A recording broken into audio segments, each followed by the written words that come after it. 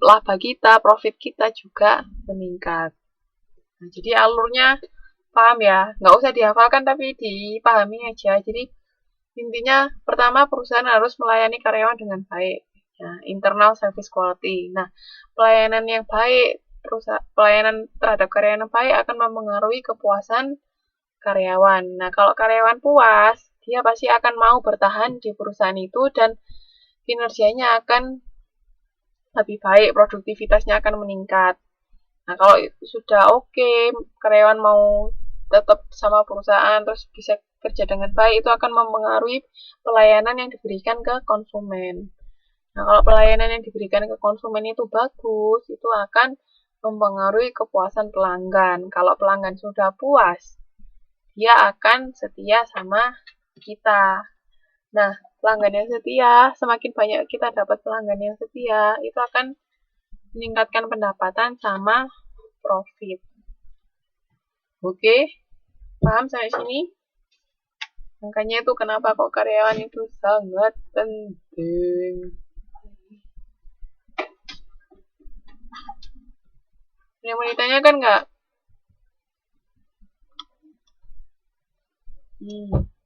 Ya.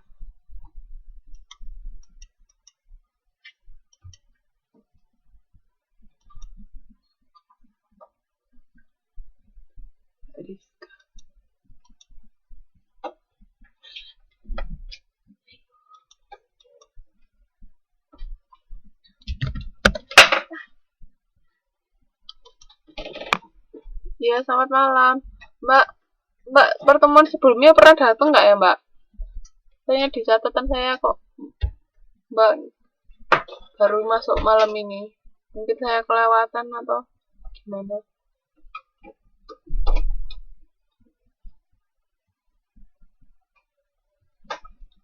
Yang lain ada yang mau ditanyakan nggak dari peran karyawan dalam penyajian jasa? Oh, Mbak baru pertama kali ya? Ya sudah, benar berarti. Berarti yang sama sekali belum pernah ikut Mbak Gustia sama Mas Angel ya?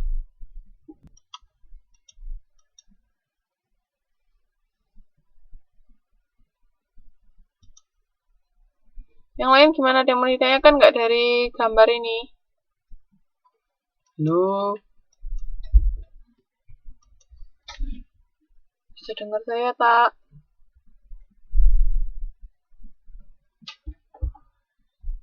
Belum. Oke, kalau belum saya lanjutkan ya.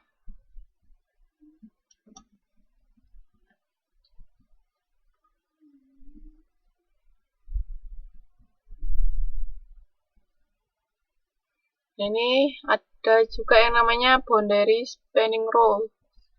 Boundary spanning rules ini, karyawan memiliki fungsi yang penting dalam memahami, menyaring, dan menginterpretasikan informasi dan sumber daya dari dan ke perusahaan dan pihak eksternal perusahaan. Maksudnya apa? Ada yang tahu nggak maksud dari boundary spanning rules ini apa?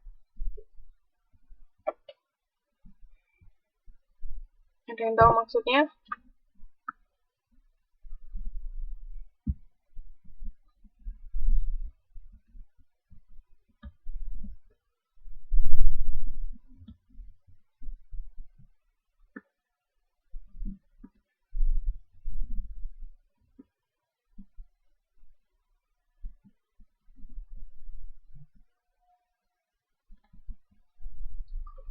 Menerima kritik dan saran gimana Mbak maksudnya Mbak? Yang lain, yuk jangan diam aja. Ayo kita diskusi.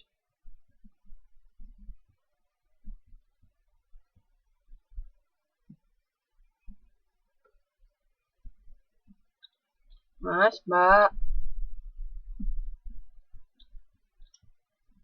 Yang tahu nggak maksud dari boundary spanning rules ini apa?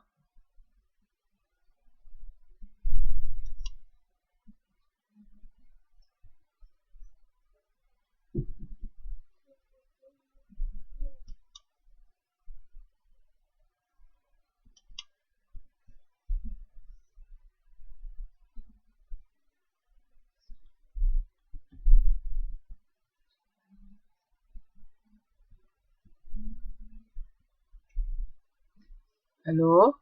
Masih bisa dengar saya? Ada yang tahu nggak maksudnya?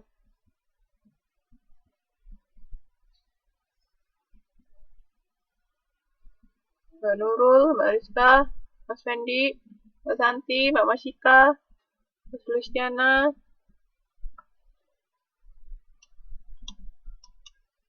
Mbak Trini, Mbak Triani, Mbak Yatini, Mas Yohanes. Gimana? Ada yang tahu nggak maksudnya boundary spanning rules itu apa?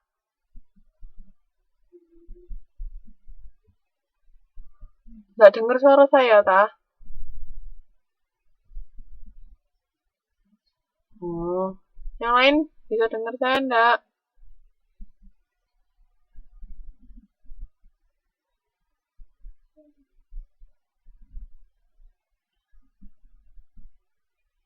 Memberi serta menyalurkan informasi dan keluhan pelanggan ke siapa, Mbak?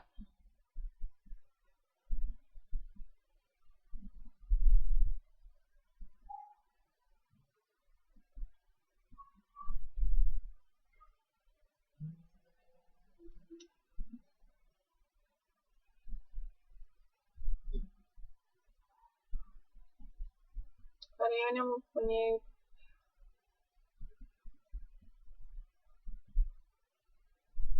cuman dari pelanggan ke perusahaan aja. Oh iya. Ya, jadi boundary spanning rules ini maksudnya karyawan itu ada di tengah-tengah.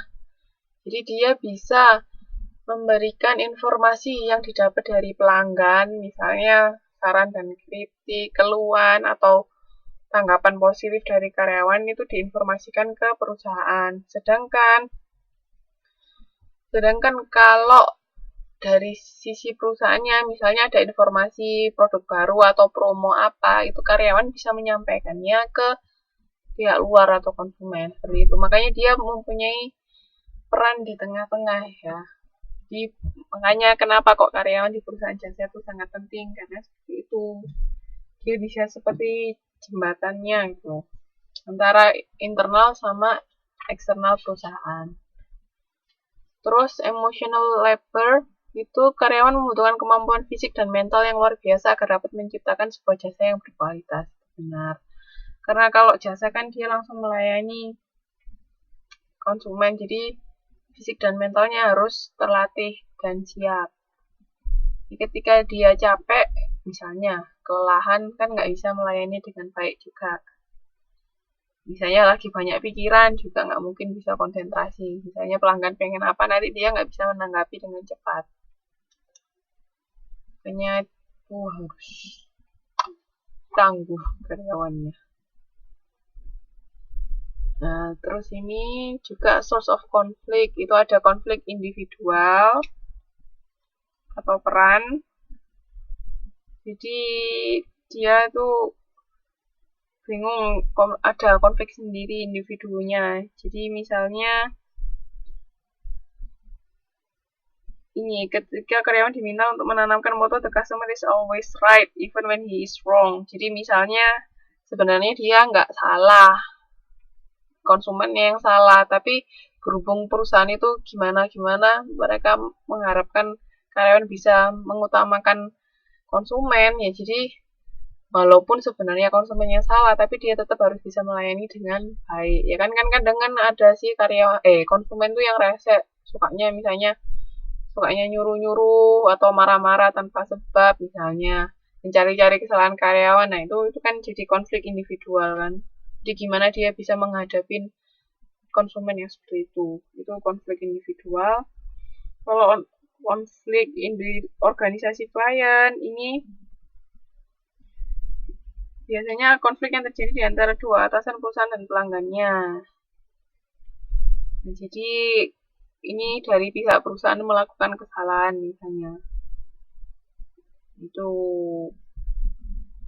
Terus habis itu yang terakhir itu konflik antar klien. Jadi dari konsumennya itu sendiri yang ada konflik.